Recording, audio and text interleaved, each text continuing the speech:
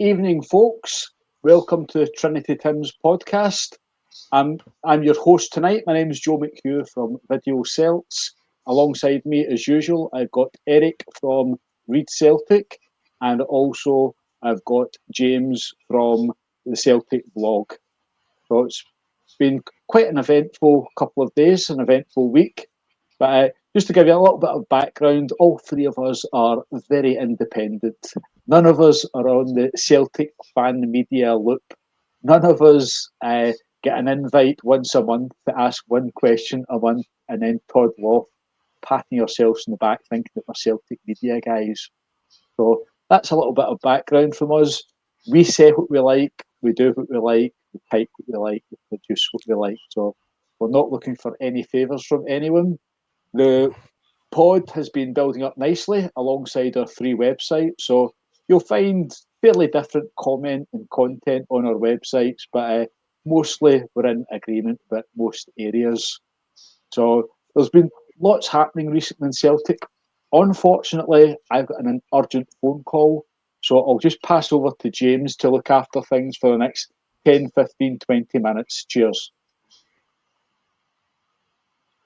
I would imagine we're going to talk about the cup final, Eric. I would imagine that's the subject matter that we got to open with. And you know what? Joe's right. We are all independent here, and that means that we can't always reconcile our time schedules. The reason that we are doing this as late in the week as we are has got nothing to do with hiding. It's got nothing to do with anybody not wanting to face gloating Ibrox fans. Because let's be honest, what do they have to gloat about? They had a dreadful season, a dreadful, shocking, catastrophic, club rocking, game changing season. And right now, as it stands, they don't have a board of directors, they don't have a manager. And the four guys that the press is named as being linked to the job, one of them prefers to sit on a beach. Another has never been more than 50 feet away from Daddy. Wherever Daddy has gone, he's carried his books and his clipboards. Another one has set a land speed sacking record at two clubs. And the final one, if they appoint him, will have to be plucked out of the clutches of his talks with Leicester City. So I'm not really sure what they think they're laughing at. The reason we're doing this late is because we couldn't reconcile our schedules, and that's because of me. Because I had plans after the cup final, and those plans were not going to change just because a few Ibrox fans on social media were going to stamp their feet and say that we were in hiding. No one here is in hiding. Why should we be? The cup final performance was awful. It was dreadful. We didn't deserve to win. Bottom line, we barely showed up. The tactics were as they've been since the start of the season. Rodgers has came out in the aftermath of the game and said that there have been times when we have gone up against 5-3-2 formations, and he's right. He's 100% right. The common denominator is that we've gone up against those formations with the same system, the same style each and every time, and it was always going to catch us out on one of the big occasions that mattered, and here we are. I've been getting a bit of stick for my contention that although we didn't win it, Aberdeen certainly didn't deserve the praise they got for winning it, and I'm sticking to my guns on that because they don't. Their manager was 6 minutes away from being condemned as a guy whose defensive performance is one of the worst examples of cynical trying for penalties football that we've seen in the history of the Scottish Cup. And had we got the victory due to our own goal, he would have had serious questions to answer about why, even on a day when we weren't completely on our game, they didn't even try a leg. So I really don't want to hear how they deserved it and how it was some great tactical plan. I don't grudge them winning it, by the way. I don't grudge any team winning a competition. But to shower praise on the guy and shower praise on such cynical, negative tactics, I think it's much of what's wrong with Scottish football right there. That the Scottish media would pretend that represents some superb tactical victory. That tactical victory, by the way, was almost undone right at the end. If Daisen Maeda has a little bit more composure, even a second's more composure, the whole conversation of doing the game is different. So, I mean, I was away for 3 days there, and I had a pretty nice time. I was with our good friend Paulina from the blog, and she was over for the what we were hoping would be the treble party, and I was determined to make sure she had a nice time, and she cheered me up. She gave me a bit of perspective on the result, on the performance, and on the season. And so I can't be too downbeat tonight. I have no intention of being downbeat. Mistakes got made. I think the manager got the tactical decision wrong, especially when it was clear that we were not breaking them down as we should have. I think these substitutions were questionable. And rather than making like-for-like changes, I think he should have made a tactical switch. Other than that, I can't give the guy too much criticism because it's been an exceptional season. Exceptional. The European progress has capped what would have been a good season anyway, but since that's the barometer I think we want to be judged on, that takes it from being merely a good season into being a really successful campaign. And now we're preparing for the next one, and we're hoping that the next one's going to be better again. It's hard getting over any cup final defeat. But when it's a Scottish Cup final defeat, you have the whole summer to brood on it and obsess on it and feel bad about it. And being a treble attempt and coming up short hurts like hell. Of course it does. But you know what? It doesn't detract from the fact that we had a successful season. It does not detract from the fact that we are now unquestionably, even accounting for the lies they tell themselves, Scotland's most successful club. And the gap there is the one that we should be looking to open up next season and beyond. And as Paulina said to me the other day, there will be other trebles. I have no doubt that that is true. Eric, what do you think? I would echo everything you're saying there, James. We didn't deserve to win on the day because we weren't clinical.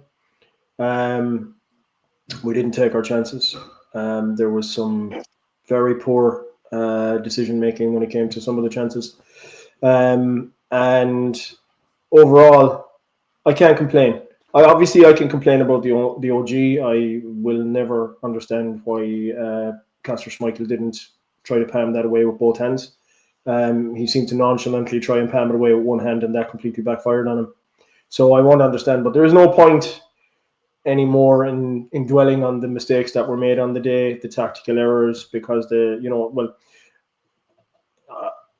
do you call it a tactical error to approach these games in the same fashion every time around? I suppose you have to at this point call it some sort of a tactical error because we're not learning from it. And the thing is, the opposition managers clearly are learning from it because they're setting up to counter it. And that's exactly what Jimmy Thielen did on Saturday. He countered everything we did. He set his side up to just camp in their box pretty much and try and just bat away everything that we kind of came at them with. So I don't begrudge Aberdeen at all. In fact, when I'm a big enough man that I can handle a loss like that, and I sat and I watched the celebrations from the Aberdeen fans. And you know something, as a football fan in general, I could see what it meant to them. I could see what it meant to the fans. I could see the outpouring of emotion and everything. And sometimes for us, because we're so used to winning all of the time, we don't get to experience that sort of outpouring of emotion when we win because it's something that we at times maybe take for granted. They don't. Aberdeen don't take that for granted. And that was 35 years in the waiting for them since 1990 when they beat us in the same circumstances in a penalty shootout. But I guess the point I'm making is that I don't begrudge them because there was part of me was happy to see the way that they celebrated and the way that they cherished that moment. And those fans will never forget that, and those players will never forget that. And as a football fan in general, you like to see that. You like to see the underdog when it's at the underdog winning. When it's at the expense of your own club, obviously not as much, and also in the way that it happened in such a negative way. If you ask me honestly, did they deserve it? They did not deserve it because they didn't put anything into the game whatsoever. They contributed nothing to the game. Absolutely nothing. Now, I mean, when I was looking at the lineups before the game and kind of talking to my mates at the Celtic Supporters Club here over in Ireland that I'm part of, I was kind of saying that I felt Aberdeen would camp in the box from early on, but that they would have to come out and play at some point, it being a cup final, and they never did. They came out when Shayden Morrison came on. He got one cross in, and he turned Jeffrey Schlupp inside out, and he got that cross in, and the rest is history. We know what happened after that. I wrote an article during the week there saying that when Kieran Tierney was watching that, he must have said that, Jesus, that wouldn't have happened on my watch. I don't think I don't think he'd have been turned inside out in that fashion if he was the guy who was marking Morrison in that particular duel. So it's a hard one to take. Obviously, it's a hard one to take. It's a hard one to swallow because of the way it happened and in the fashion it happened. But at the same time, I said when I did my kind of reflective article on Sunday afterward, I get that we can't win them all. We're so spoiled for success. We're so spoiled with the success we've had. We feel that we should win them all, but we it's not possible. Everybody says that we make trebles. We've always trebles have been too easy for Celtic. That's not the case. This season proved the trebles aren't easy. It's not easy to win a treble. It's a very hard feat to manage to win a treble. It takes a hell of a lot of work and a hell of a lot of exertion, a hell of a lot of energy, and a hell of a lot of focus, concentration, all those things to win something like that. And to be serial winners isn't easy either. But from my perspective, I do believe if Rio Tate, and I suppose there's something cynical in that if you want to look at it, Aberdeen cynically took him out in the league game. And had he been on the field that day, he always has one or two killer balls in him. He has one or two balls that he can plant past the defence, and chances are we probably would have got a goal from one of those balls. And obviously the loss of Jota's trickery would have eventually reaped rewards. And dare I say it, if the board hadn't sold Kyogo Furuhashi, he flourishes in those kind of games, or he used to flourish in those kind of games. And it's quite clear now that sale benefited only one party, and that was the board and the coffers of the club, because it didn't benefit Kyogo Furuhashi. It's been an absolute disaster for him, and we paid for it. We always said last January that somewhere along the line it was going to bite us in the ass, and it did. It bit us in the ass last Saturday. It's that simple, because we didn't have that clinical level of finishing that we would have had if we had somebody like him in our ranks. And look, there's no point in scrying or crying over spilt milk. There's no point now. It is what it is. It's done. It's history. And we got what we deserved. That's the reality. So I'm disappointed, same as anybody else. But it's onwards and upwards. Let's build now and push on from what has been a successful season. There's no two ways about it. It has been a very successful season, and I suppose we have to look at the progress in Europe and what we achieved in Europe, and we have to ensure that we get past that hurdle that is the qualifying round, the third qualifying round, and ensure that we participate again in next season's Champions League. That's what we've got to do. We've got to look forward, and we've got a very high caliber player coming in Kieran Tierney, who's bringing vast experience to the left back position once again, and he's going to raise standards. And the board, and I'm sure Brendan Rodgers has already outlined to the board what he needs. They need to be looking to supplement the kind of quality that Kieran Tierney brings in. So but yeah, that's pretty much my take on the cup final. I think we need to consign it to the history books and leave it there. That's it. At the end of the day, we have to. We have to be looking forward, not back. It's clear enough that we need to retool this team to play a different way. And I wonder if maybe that's what the manager's thinking about for the summer. How we implement Plan B. There are certainly a couple of areas in the team where, I sort of have some sympathy. Right, the squad has been built to play a certain way and play a certain style. It only works when everyone's fit, though. take Jota out of the team, take Hatate out of the team, and we don't look the same. We don't have the same threat. We all talked about Hatate being one of the most frustrating players in the team, but we've seen what the team looks like when he isn't on. We've seen what the team looks like when we don't have that attacking talent. And it was not pretty to watch. So although an attacking midfielder wouldn't be a key priority most of the time, I think we need a solid backup. We need a solid backup for when Rio's not playing. And if Rio goes, we need 2 players in that position, which sounds mental. At the same time, I don't think we have a classic defensive midfielder. There are rumours that we made a bid for one last week, the boy from France, who's young enough that he fits the profile, but has got enough experience that you can't call him a project signing. But, I mean, there's a lot of work to be done. There's clearly a lot of work to be done. And you would hope that they're going to start doing it the second the window. In fact, they should be doing it right now so that when the window opens, we just go straight in. But we'll see. We'll see. We'll see, James. We'll see. Our host for the most has returned.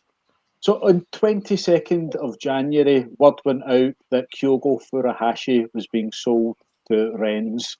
Clearly, it was something that Celtic had been working on for some time. It didn't just happen straight after the final whistle against Young Boys Bern.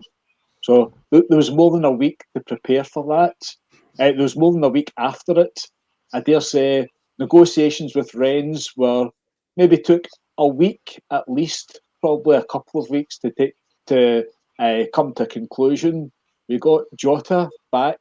That was a reasonable consolation from it. But having required a striker, probably going into January transfer window, having lost one, we won a watch with Dyson Maeda through the middle, but it doesn't cover up for the fact that the manager the club was caught short and the manager had to carry that. So really, some serious work take place in the last week in January to bring in a striker, or was Michael Nicholson sitting with his feet up in the office, smoking cigars and patting himself in the back about how brilliant he is? So there appears to be no work done on a striker, just the usual Chris Garden rumours. There's nothing solid in that. It's the 4th consecutive transfer window that Chris Garden has been linked with Celtic. So I think the managers, the phrase he used was the squad was lighter rather than weaker after selling Kyogo and not getting a replacement. James, do you think there's a striker on the way? Is a striker a priority? Will we see a striker at Celtic at some point during June, ready to take part in pre-season training and in action for our first pre-season match away to Cork City? I absolutely hope so. The Jota injury has radically altered the equation. Just as I don't know that we would have found a better guy through the middle than Maeda. And so I had my doubts that we were going to go and sign a starter. I don't think that we will easily find a better player than Maeda for the wide left position, which we now need to fill with Jota's injury, which puts us back on the hunt for a striker again. Yes, we need a striker. We badly need a striker. Everyone knows I'm an Adam Maeda fan. Everyone knows I'm not going to criticise that boy too much. I think some of the stick he's had this season has been abysmal. He's ended the season well with a lot of goals to his name. He's only going to get better as time goes by. But we brought on a young kid to win a Scottish Cup. And that was the evidence of how foolhardy the whole Kyogo endeavour has turned out to be. And that was a needless self-inflicted wound. I still cannot fathom what Rodgers was doing signing off on that. Maybe he believed the people around him, if they told him that signing a striker would be a priority and that we would get the job done before the window shut. He ought never to have accepted that. And he ought never have allowed our star striker to leave before he had a replacement for him. And I trust that some people at the club are aware of the magnitude of that mistake. It's not the only thing that cost us at the weekend, but bringing on a kid when we should have had an experienced player to bring off the bench says it all. It sums up the complete lack of forward thinking and forward planning. I wrote a piece today about forward planning, and Rodgers sounds an awful lot like a guy who wants to get busy straight away. He's talking about his own future, and now he's got to sit down with Desmond and get that resolved. There's talk is try to get the three key players in the attack, Hatate, Maeda and Kuhn, signed up on new deals. I hope that is also a priority. That becomes easier if the manager commits his future, of course. If he commits his future, then he can go to these players and they can say, I keep this team together for a few years and see what we can do. And that makes it an easier sell. But really, when the window opens, we need to be ready to move and sign 3 or 4 players straight away.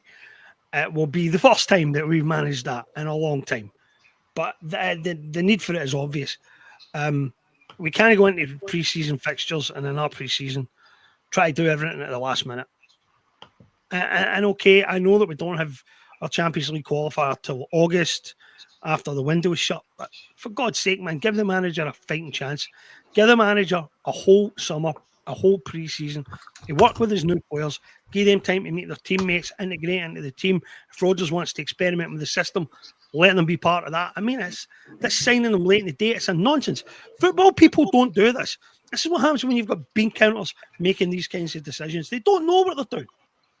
They may think that they're hot shit when it comes to signing commercial contracts, but they have no idea how to build and run a football team. That's not their area of expertise. And they should leave it to the people who are experts in it, and they should equip those people properly and in a timely manner. Rodgers won't stand for anything else. And if I've got one quibble with Rodgers wanting to sit down and get his future sorted out quickly over the summer, it's this. Rodgers should save that for as long as possible. He should save his, what we would call political capital, as long as he can. Because Rodgers needs to make sure that he gets what he wants first before he signs a new deal. Otherwise, I can see these people just dragging their feet again. I'm nothing. So he's got a decision to make. But a lot of people at Celtic Park have got decisions to make this summer. What level of risk is acceptable to these people? Because we don't know what's going to happen across the city, right? We don't know for sure what's going to happen over there, right? And I'm very open about this. It could well be that we have reckless maniacs with more money than sense over there, right? And that they just throw money at winning the league.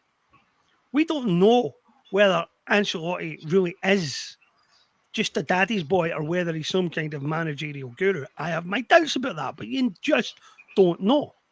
So there's a level of risk there.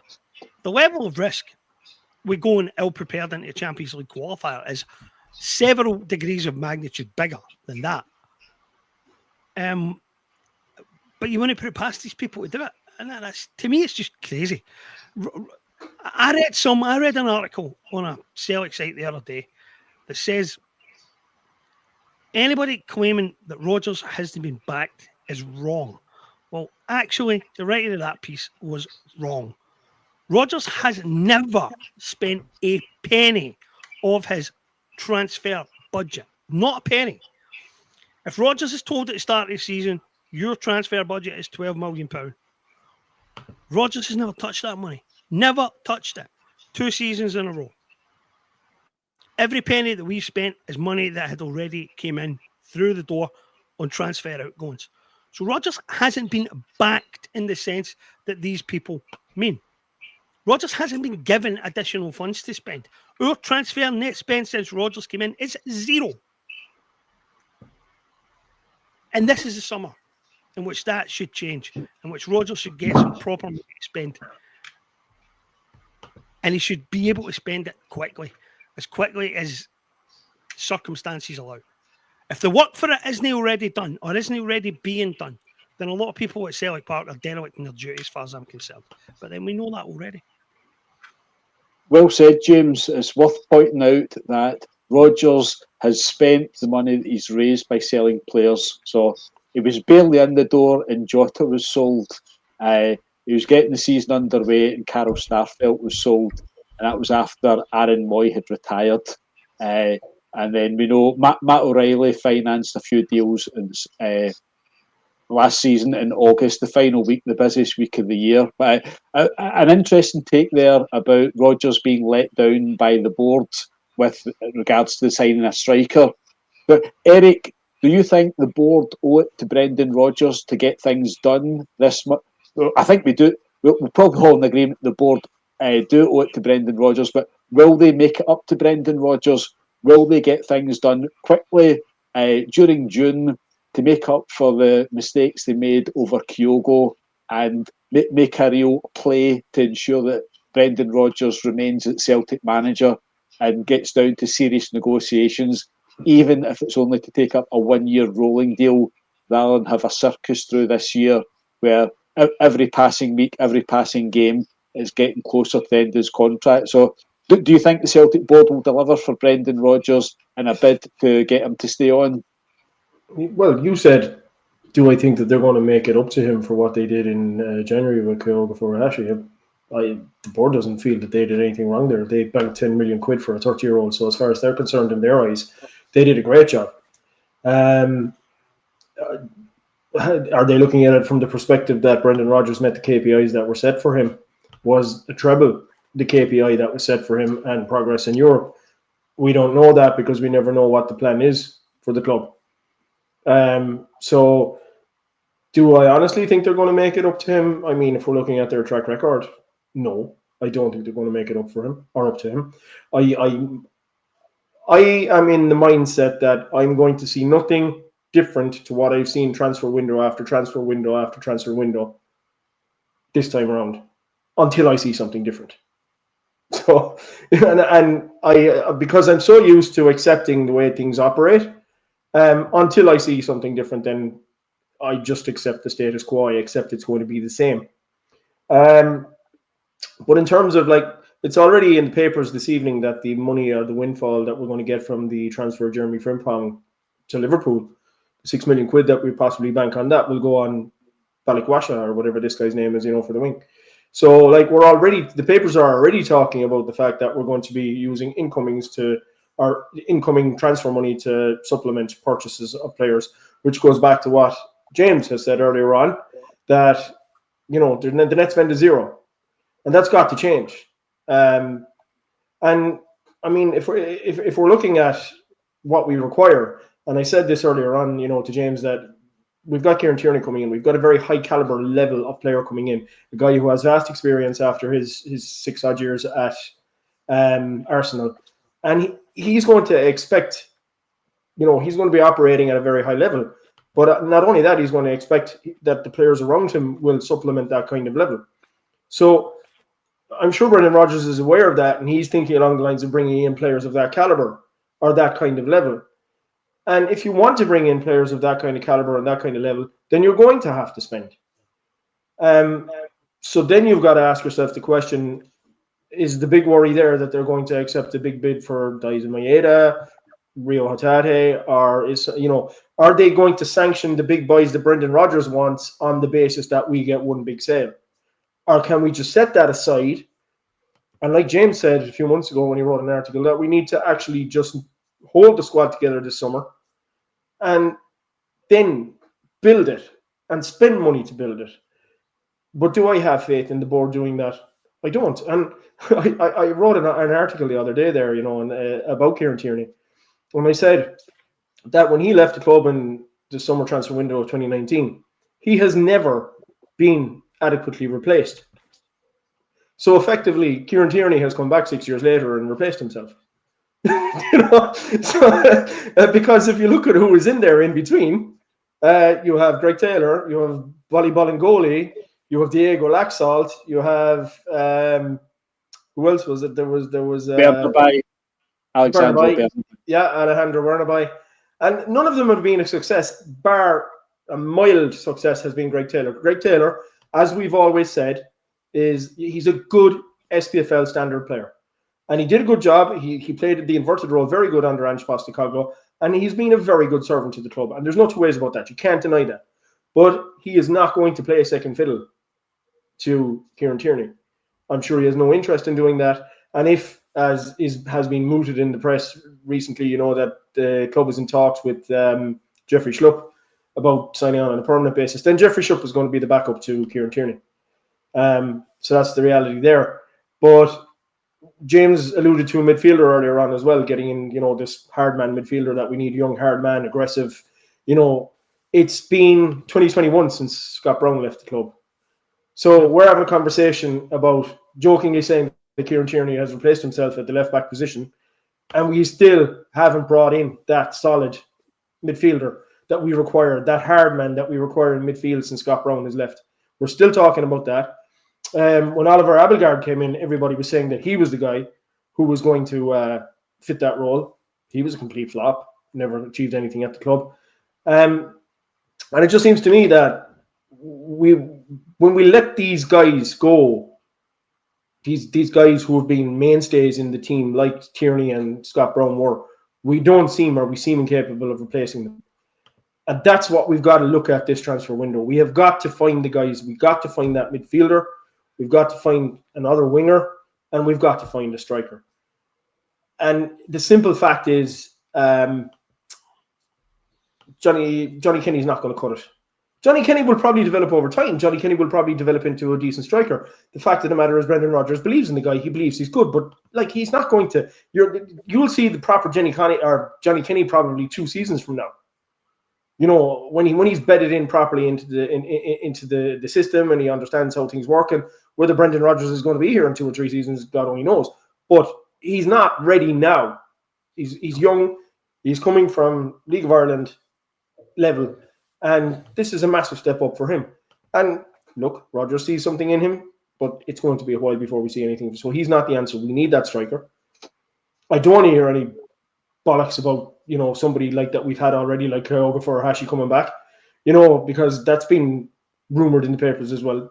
We need to look forward. We need to stop focusing on players that we had already and talking about players that have been at the club already, and move on and bring in new, fresh, young blood that will supplement the likes of Kieran Tierney, and they're at the level of the likes of Kieran Tierney. It's always that kind of conversation that we've had, where could the club spend 6 to 7 million on 4 decent players instead of spending, like they did 2 seasons ago, 20 million on 10 crap players, none of which are going to be at the club by the end of the summer window. Because I personally don't believe that Yang, I finally just thrown the book at Yang and said forget him after his performance last Saturday. He showed he's not capable of doing a job in that position. And he's the last vestiges, along with Mike Naraki, isn't it? There's nobody else other than Palma, if Palma comes back from his loan. And who out of that window 2 years ago was even mildly successful? And you would say Luis Palma, maybe. He was probably the best of a bad lot. So, to my mind, back to your original question, Joe, because I've rambled a lot. Do I have faith in the board repaying Brendan Rodgers for selling Kyogo last January? No, I don't. And that's because of previous. That's because of what I'm used to seeing. And Silent Mike is the guy who's in charge of all this. Silent being the operative word. He doesn't speak. He doesn't tell us anything. He doesn't tell us what the club's plan is, if there is even a plan. So, I mean, how can we have any sort of insight into what the plan actually is or what's happening? The only person, as you said, is it they're putting all the onus on Brendan Rodgers, because Brendan Rodgers is probably the only guy who is going to speak. But he's always vocalized what he's wanted. Have they delivered him what he wanted? They haven't, because they clearly didn't deliver what he wanted in the last transfer window, and he wanted a bloody striker. He wanted, and we're still talking about Chris Garden, 4 windows, and David Strelic. We'll be talking about him again in this window. Forget about David Strelic and forget about Matthias Chris Garden. Let's look at different options. And I'm sure Brendan Rodgers has a short list. It would be Remiss of him not to have a shortlist for the board. But whether the board will deliver that shortlist now, that remains to be seen.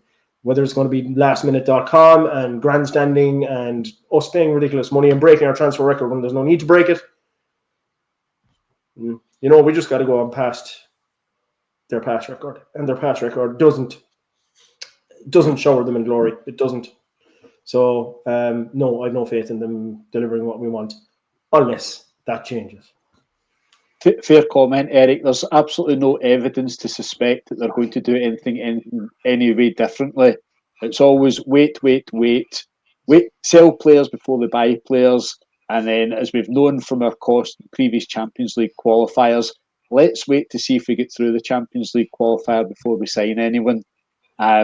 It's a very dangerous strategy, if you can call it a strategy.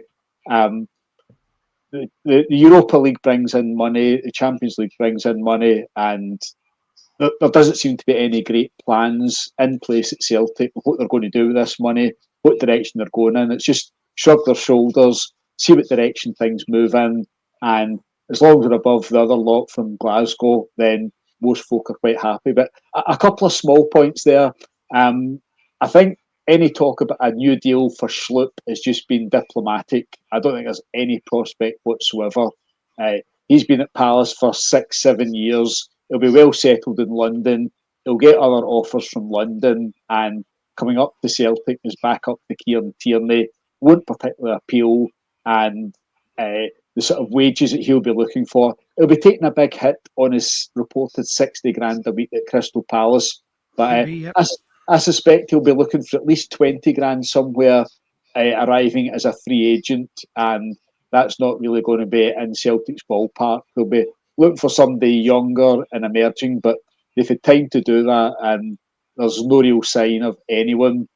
On Johnny Kenny, I think it's pretty well known that St Mirren and Doncaster Rovers were keen on getting Johnny Kenny in January, and Celtic were equally keen for him to go out and loan to those places. So it wasn't a great show of faith by Brendan Rodgers by giving him games and retaining him. It was the hand that came to him. So again, there's no great plan, and the best thing for Johnny Kenny's career would be to go out anywhere next season in Scotland or England and get one full season under his belt, rather than being the third choice at Celtic, maybe picking up 6 or 7 games and going backwards. He had a great spell at Shamrock Rovers. He needs to kick on from that. So I don't think there's any plan there. So we've got Adam Ida and Dyson Maeda as a winger stroke striker. There's certainly a need for at least one striker coming in. On the transfer window, it doesn't particularly. Well, it does open up. I think it's maybe the 8th of June or the 10th of June. But you can sign a football player any day of the week. You can sign a player any time you like. The registration period opens on the 10th of June, the 12th of June, the 15th of June. But you can be in contact talks with them now, be discussing deals. You can get deals done. The only thing is you can't register it with the SFA until that certain date. But there is no excuse for not getting the work done. The work should be getting done. It should be well underway. And we all want to see players coming in during June, but there's not too much optimism around in this pod that things are going to happen. But James, turning back to you, I can see a few puzzled looks, but the biggest question, and the question that's going to dominate everything, is Brendan Rodgers and his contract. There's a Sky Sports interview released yesterday. It was very brief, but there's some interesting comments from him there. He was giving no commitment whatsoever. There'll be talks, maybe, doesn't say when. Talks with Dermot and the board, still not mentioning the CEO. So, what's your reading? What's your expectation? Do you think Brendan Rodgers is going to say, "Yep, fair enough, lads, I trust you. I'm signing up to this new deal"? Or is he going to say, "Prove it to me"? You told me about the great things when I came back in 2023, and you presented me with 9 dodgy signings, and none of them came to any use. We get 2 or 3 months out of Louis Palmer. We've had Yang coming on. Yang's basically a fourth choice winger, and he's had 2 years at Celtic. Virgil van Dijk and Victor Wanyama had 2 fantastic years at Celtic and moved on. That's the highest benchmark, but Yang's basically made very little impression. So, what's your reading of the Brendan Rodgers situation? You mentioned earlier he's going to hold back on it. Do you think he waits to see the proof of the pudding? He waits to see the signings before he makes any decisions. So it's a bit chicken or egg.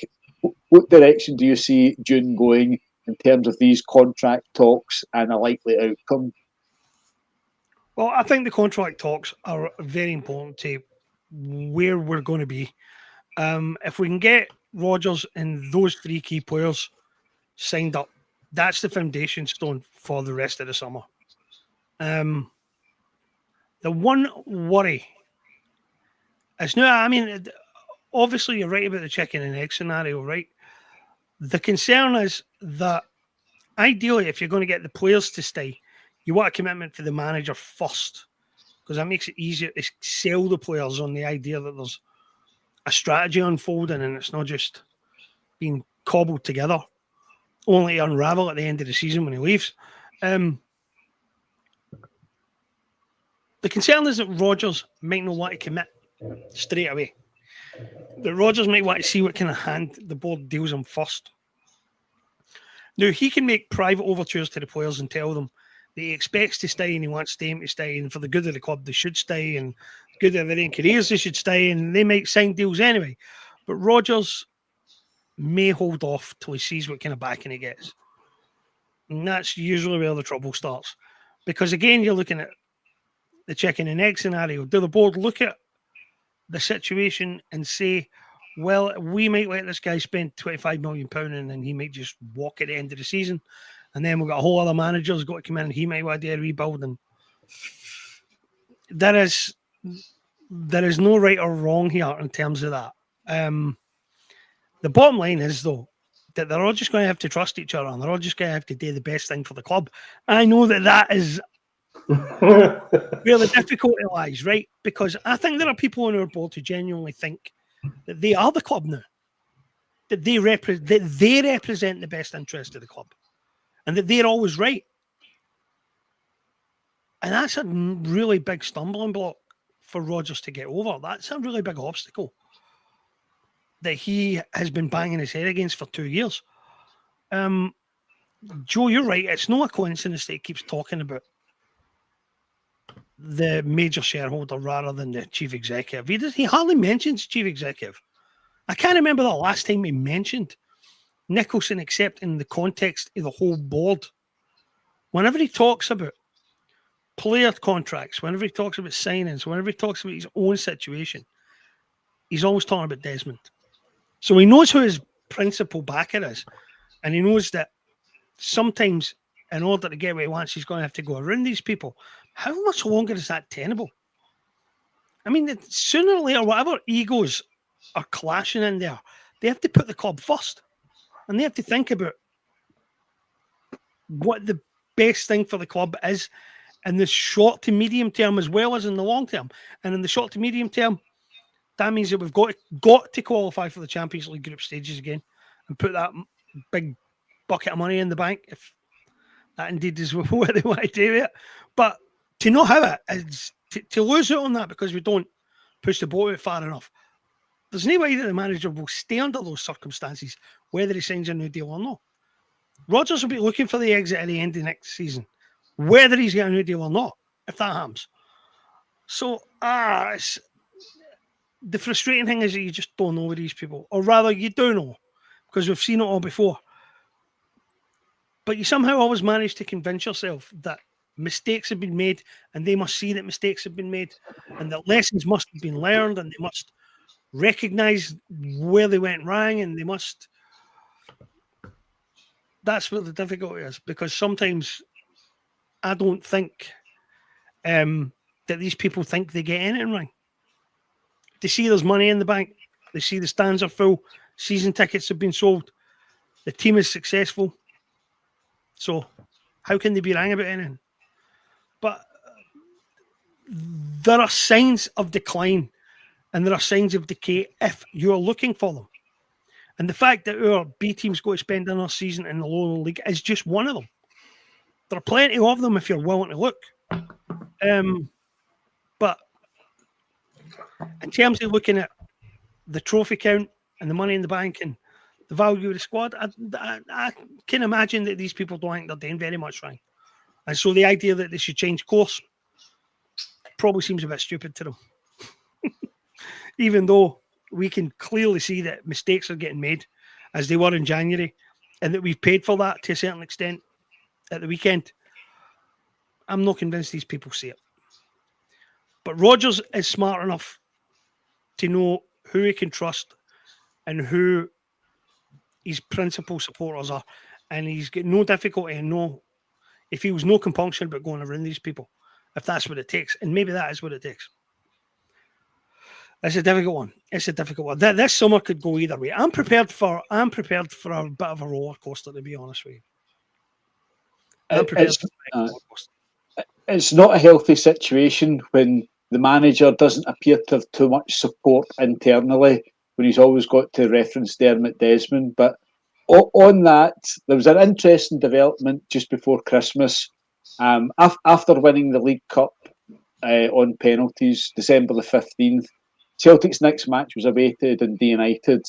And in the pre-match press conference, the usual questions, and Rodgers brought up the fact that the day after the League Cup final, he'd went over to Dublin to meet Dermot Desmond. On the flight with him to Dublin were Michael and Chris. That's Michael Nicholson and Chris Mackay. So the two folk you'd imagine are at the front end of transfer activity. And coming just a week before Christmas, a couple of days before Christmas, 10 days or so before the transfer window opened, that seemed very...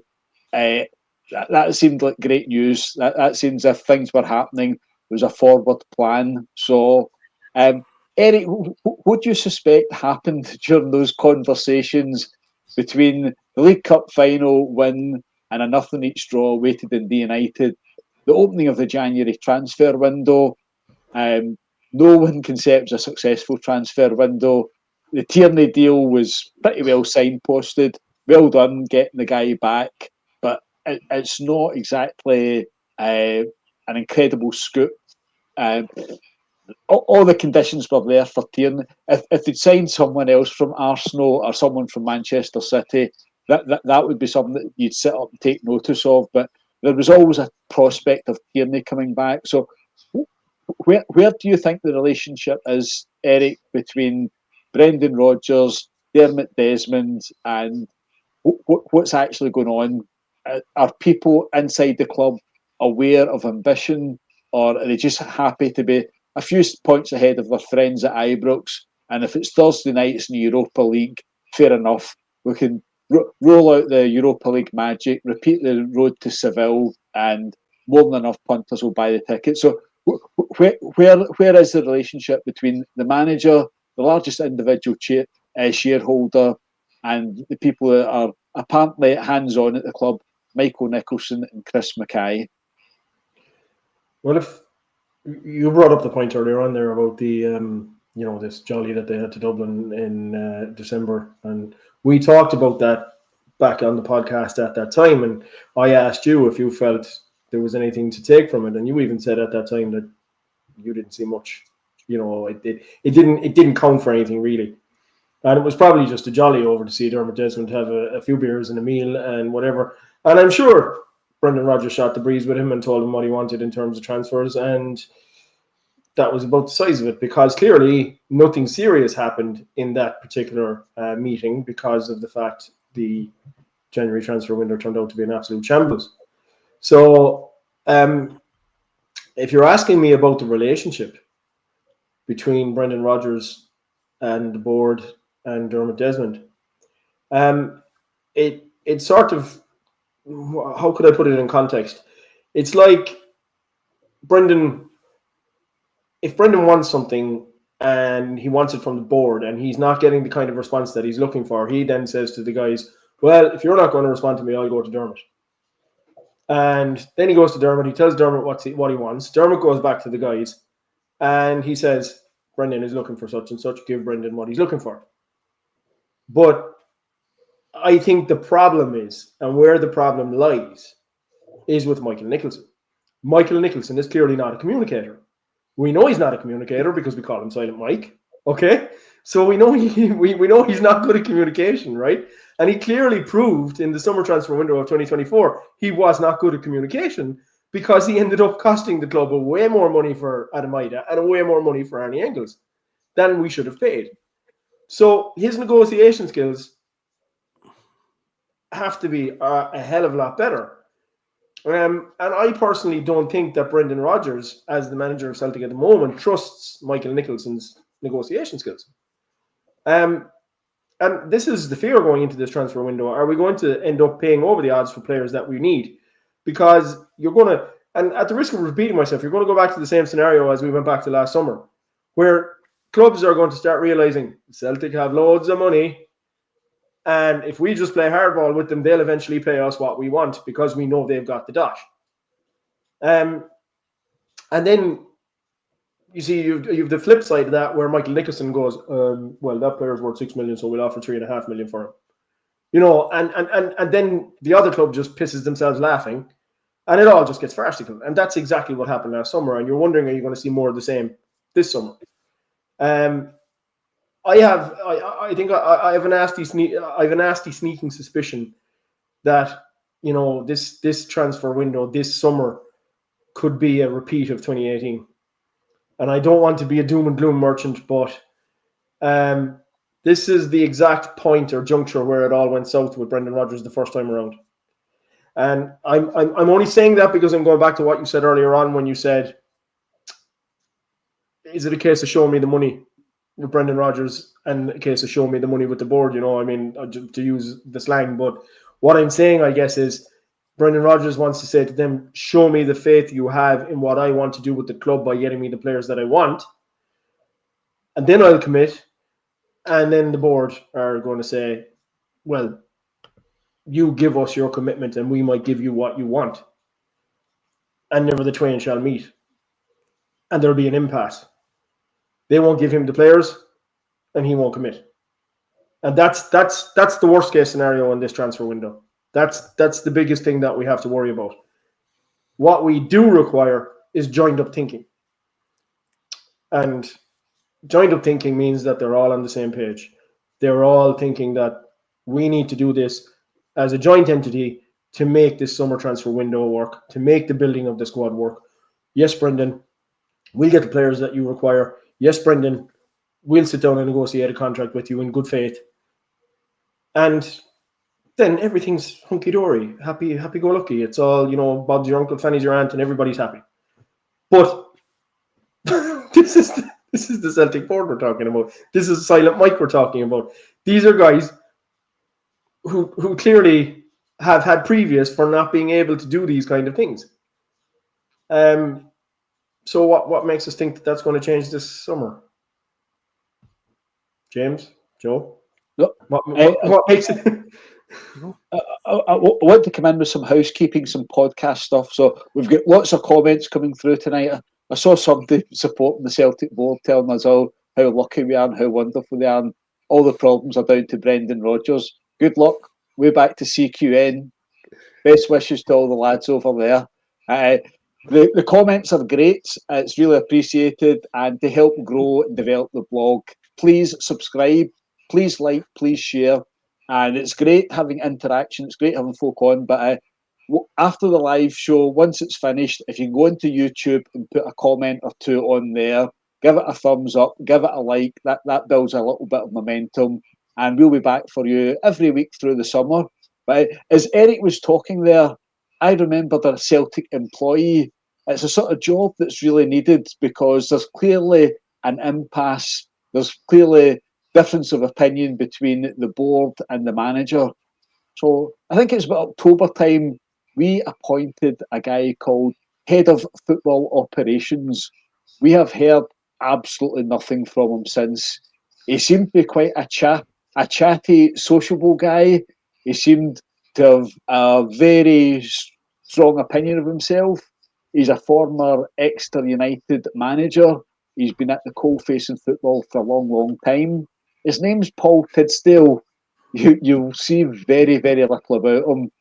I mean, bizarrely, I remember last summer during Euro 2024, he was interviewed by Talk Sport because it's something to do with the Aston Villa guy, Watkins, I think, that scored a goal for England. He'd been involved with him at Exeter. And he just casually dropped into the conversation that he hadn't watched the match because he was watching Queen's Park against Celtic at Lesser Hampden, or the City Stadium, as it's possibly called, Willie Hockey. So, James, what is the role of Paul Tidsdale over the next month? I know you've got very little to go on, but what would you imagine his job is? Surely he springs into action. All the work he's been doing over the last couple of months, the next 2 months, June and July, we've got to see the fruits of Paul Tidsdale. Some joined up thinking, some football strategy, some transfers, bringing ready-made first-team players in, and hopefully getting rid of some of the duds lumbered on us by Mark Lowell. What's the role of Paul Tidsdale, James? Well, I mean, his first role should be getting in front of the media and give a full interview on what the hell he does and what the hell he's been doing. I can't remember the last time Brendan Rodgers mentioned him either, which is a strange thing. If he's playing such a pivotal role, he's the guy Rodgers should be talking about all the time.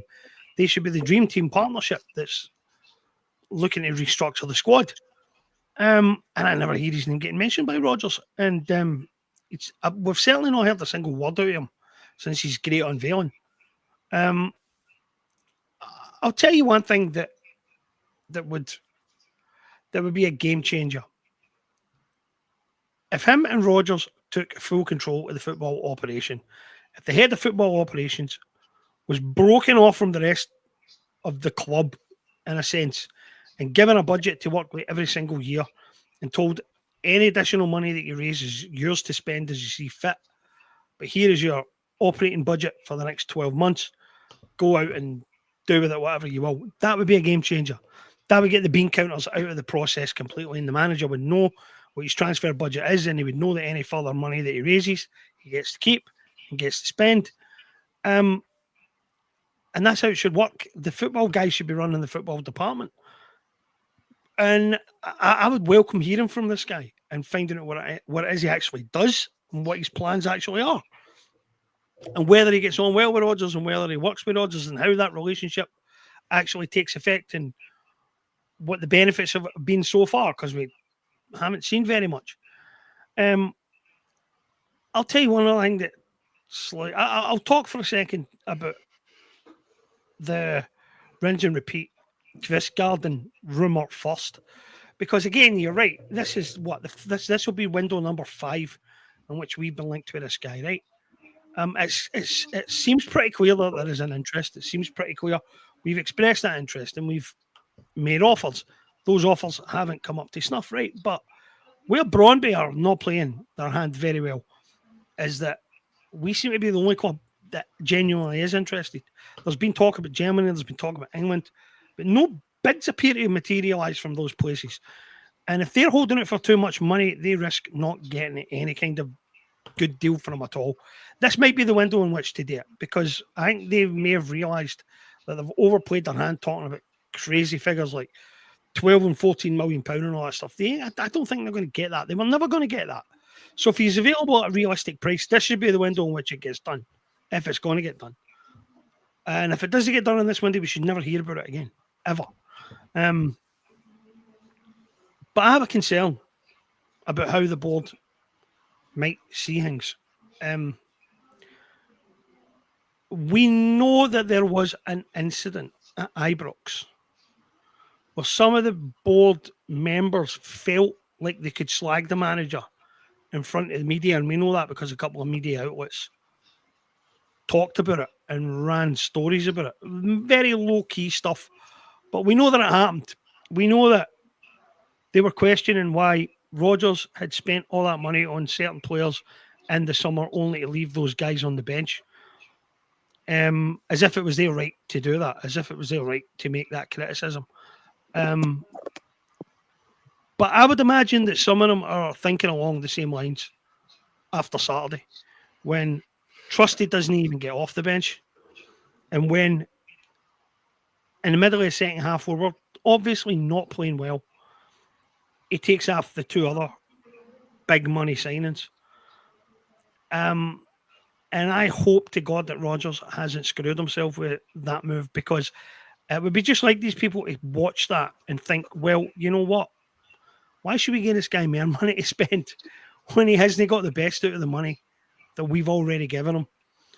And as I say, I personally don't think they have the right to make judgments on how Rodgers utilises his squad. But they do think they've got that right. And they might just decide that they're not seeing enough proof that Rodgers is getting value for money right now. And that Rodgers might need babysitting a wee bit in this transfer window. And that really does worry me a lot. Yep, fair enough. I mean, the sniping against Adam Ida, Arnie Engels is absolutely outrageous. And I'll add Austin Trusty onto that. Those three guys all had a fairly significant role in Celtic's Champions League progress. If it wasn't for them, there would have been no Bayern Munich tie. There'd be no Bayern Munich payday. They wouldn't have been able to sell tickets at £46 and pat themselves in the back and all the rest of it. So those three guys played a massive part in that. They played a hell of a lot more part in it than the duds signed by Matt Lowell as Brendan Rodgers' welcome return. I mean, it's a struggle for most folk to name them. I'll try it.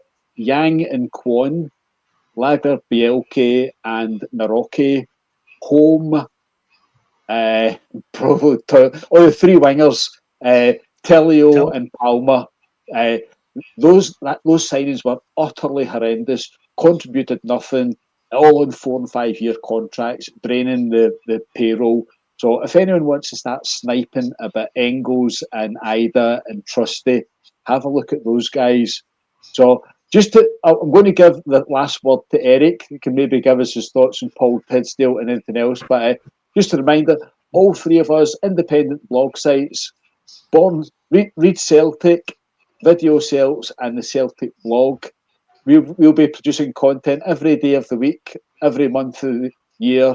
We'll be going all through May, June, July, and we'll have the podcast on once a week. So, Eric, I'll let you round up. There's been a typically miserable response tonight. Lots of pessimism or realism, as many of us would put it. What's your thoughts on Paul Tisdale? And can you sign us off tonight on a positive note? Over to you, Eric. Football doctor right now, is he? I think since he's come to Celtic Park, he's just become a football nurse because he doesn't. I mean, what can I say about the guy? I've seen nothing in the media about him. I've seen nothing from Brendan Rodgers about him. I don't know what his role is and what he's doing in the background. But I agree with what James is saying. We need to, if this guy is in a serious role at the club and he's working hand in hand with Brendan Rodgers, then the board need to hand over the football operation to those guys and the signing of players to those guys.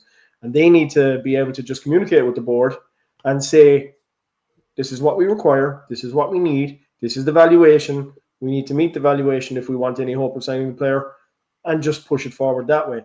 But it's like somebody in the comments made a point there, what about geriatric David Pleat? I mean, what was that guy brought in for? He's a scout. What has he scouted? What has he presented to the board, or what has he presented to the management? So look, I don't know. We've always talked for a long time, and I even remember James doing it years ago in his blogs, about there being a separate footballing operation to the board. And all of that probably went back to the time when we had the de facto director of football, and we really wanted him separate from the football operation because of his meddling at that time. And that hasn't changed. I suppose, like, the de facto director of football actually did try to bring players in, and he did sometimes communicate, whereas the other guy, just Simon Mike, doesn't communicate at all. So we don't know where we stand with him. But I can't say much about Paul Tisdale because I don't know anything about Paul Tisdale. That's the reality. I really don't know anything about the guy. I don't know what he's contributing to Celtic. I don't know what he's done since he came here to the club. So until such time as maybe he's the key to this summer being different. Who knows? So I'll try and be positive on that note, and I'll say maybe this is the guy who's going to make it different this summer for everybody. You know? And on another positive, you talked earlier on there about the bashing of Adam Ida and the bashing of Arnie Engels, and I did a piece the other evening there where Arnie Engels, Adam Ida, and a lot of people were complaining about Nicholas Kuhn as well. These guys, between the three of them, contributed 51 goals to our season. And you have people saying these guys had a poor season. They were a failure. Arnie Engels scored 10 goals. He stepped up and took penalties when it was required and missed one. And he had 13 assists. Nicholas Kuhn had 21 goals and 18 assists. And Adam Ida had 20 goals. And how you can say that these guys, for the cost that I know Kuhn is separate and he cost us 3.75 million, but Engels and Ida, who, to be fair, both didn't get pre-seasons. Engels was thrown in at the deep end. And look at the season that he had. He got a couple of, in mid-season there, he got a couple of man of the match awards. The thing is, all of our guys were rock solid in the early to mid part of the season. It was when the pressure was off and when the league was won that we saw things fall away. But you cannot say that three guys who contributed 51 goals and a plethora of assists had a poor season. That's a great return for debut seasons, especially for Adam Ida and for Arnie Engels. So on a positive note, I think those guys had a great first season for the club. And I think there's going to be a hell of a lot more to come from them. And I'm putting this out there now, I believe that Arnie Engels will be the guy who breaks the transfer record, in terms of the biggest sale out of Scotland. Absolutely. That's my belief. We'll leave it on that half-full note. Can I add one thing before the end? Yeah, on you go, James. Neil Lennon just signed a 2-year deal with Dunfermline, so congratulations to Neil on getting back into management.